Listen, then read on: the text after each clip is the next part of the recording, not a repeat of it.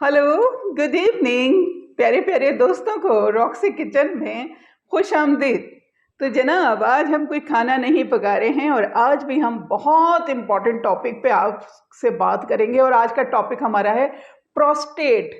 Prostate आपको पता है, ये एक मर्दाना ग्लैंड है जो कि अक्सर लोगों को ओवर 50 के बाद जो है ये बहुत प्रॉब्लम देना शुरू कर देता है। कभी किसी के प्रोस्टेट एनलार्ज हो जाते हैं और बहुत उसमें जो है वो स्वेलिंग हो जाती है और उसके बाद जो है उनके यूरिन का प्रॉब्लम हो जाता है। और यूरिन, बहुत से लोगों का यूरिन रुक जाता है, बहुत से लोगों का बहुत ज़्यादा फ्लो हो जाता है।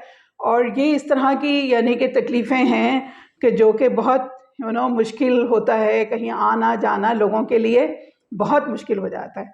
तो दोस्तों, आज उसके लिए मैं एक ऐसी आपको रेमेडी देने जा रही हूँ कि जिसको जब आप इस्तेमाल करेंगे तो आप मुझे दुआएं देंगे। आप भले डॉक्टर की जो भी दवा इस्तेमाल करें, आप करते रहिए, लेकिन ये दवा आपने अगर 120 डेज इस्तेमाल की तो आपको स्टार्टिंग में ही आफ्टर फ्यू डेज आपको उसके बेनिफिट्स नज़र आने लग जाएंगे और आप कहेंगे कि वाकई आपको कोई चीज़ बताइए। और जब आपको ये फ़ायदा हो दोस्तों, तो आपने इसको एज अ सदका जारिया लोगों के साथ शेयर करना है।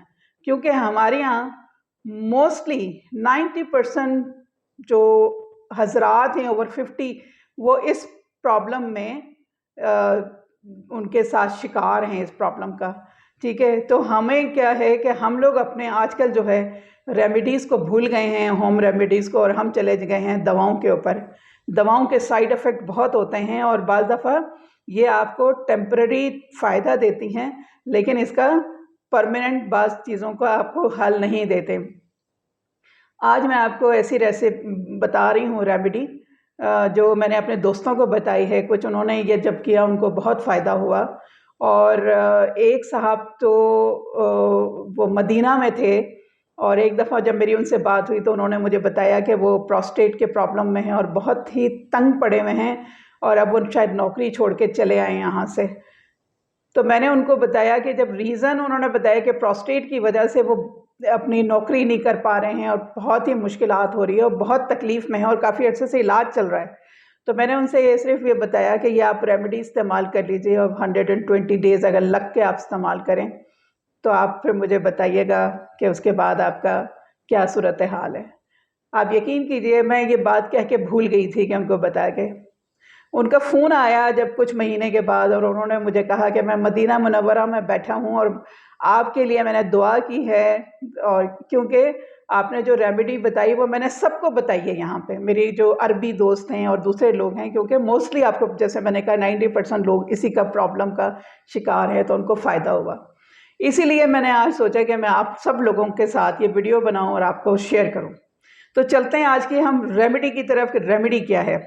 तो दोस्तों, सबसे पहले मैं आपको ये दिखाऊंगी, ये मेरे पास सीड हैं और ये हैं पंपकिन सीड। ठीक है, आपने इसका कलर देख लीजिए, इसका कलर जो है ये ग्रीन कलर का है और ये छिले हुए बीज हैं। मतलब अगर आप इसको देखें, ये यूं मैं उसको निकाल के दिखाती हूँ आपको कि ये छिले हुए बीज हैं और ये बहुत ही, मतलब इसका जो जायका है ये आम जैसे हम ड्राई फ्रूट्स खाते हैं ना, ये उसी तरह का है बिल्कुल। तो ये बाज़ार में छिले हुए भी आपको, ये जो मैंने ख़रीदे हैं, ये मैंने ख़रीदे हैं ड्राई फ्रूट शॉप से। आपको पंसारी के पास से भी मिल जाएंगे, लेकिन वो छिलकों के साथ मिलेंगे। आप ड्राई फ्रूट्स की शॉप से ये ख़रीद लीजिए और ये मिल जाएगा। और ये जनाब, ये बहुत बेनिफिशियल है। इसमें जो है वो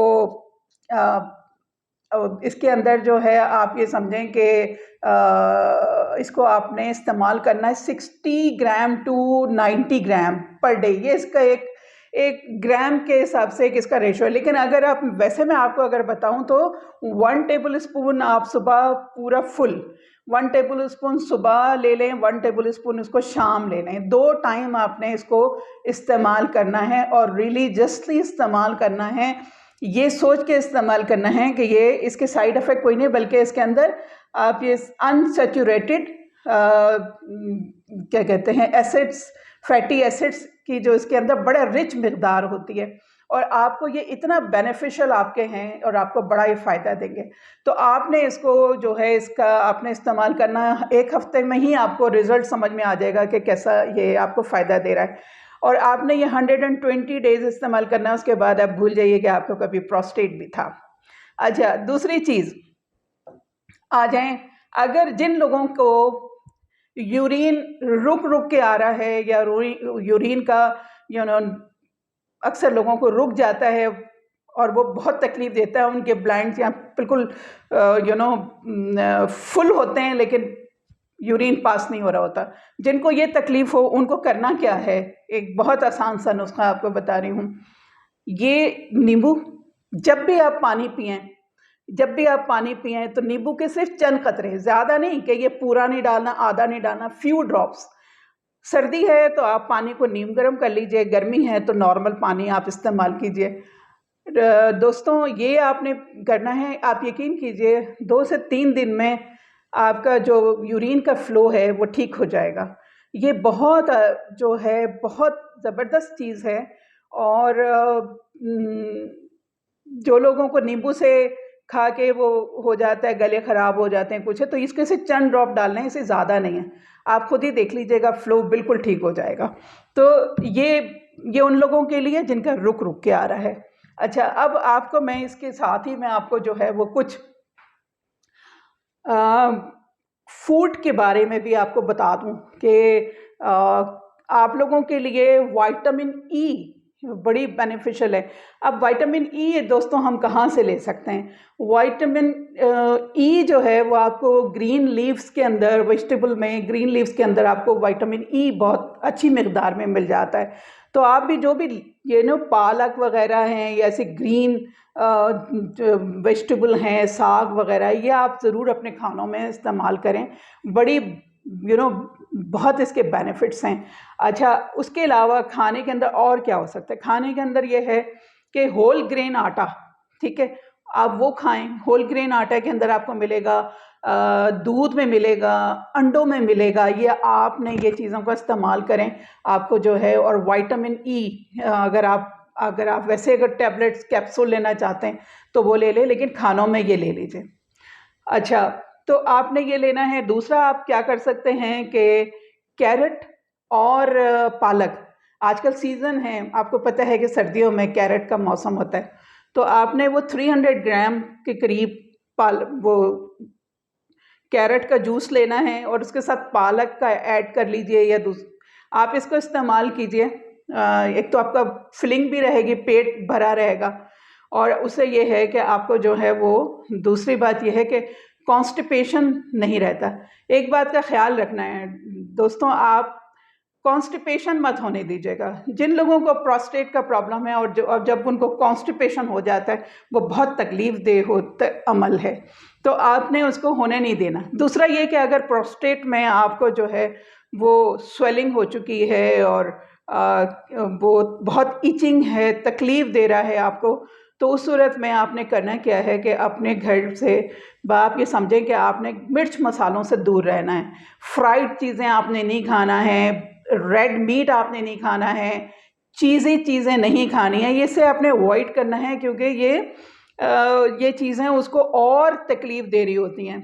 तो जब तक आपका ये जो है वो चीज़ ठीक ना हो जाए, आपने इन चीज़ों से अपने आप को दूर रखना है कि ये आप ना खाएं। अपना बहुत ख्याल रखें, और उम्मीद है कि ये जो वीडियो है ये आपको हेल्पफुल होगी और आपको पसंद आई होगी। और अगर आपको पसंद आ जाए दोस्तों, आपसे रिक्वेस्ट ये है कि सदका जारिया आपने इस वीडियो को शेयर करना है।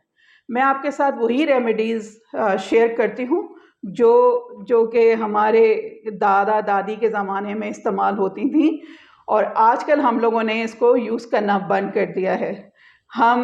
मैंने ऐसे लोगों को, अभी चूँकि मेरे हाल में ही कुछ लोगों से मेरी बात हुई जिन्होंने बताया कि उनको प्रोस्टेट का इशू है और वो बहुत ज़्यादा हो जाता है। एक बात का आपने ध्यान रखना है दोस्तों, जिन लोगों को भी प्रोस्टेट का ऐसा इशू है और यूरिन का ज़्यादा, उनसे रिक्वेस्ट ये है कि शाम के बाद पानी ना पिया करें। यानी कि जब आपको 5 बजे के बाद आपने पानी को कोशिश करना है कि ना पिएं।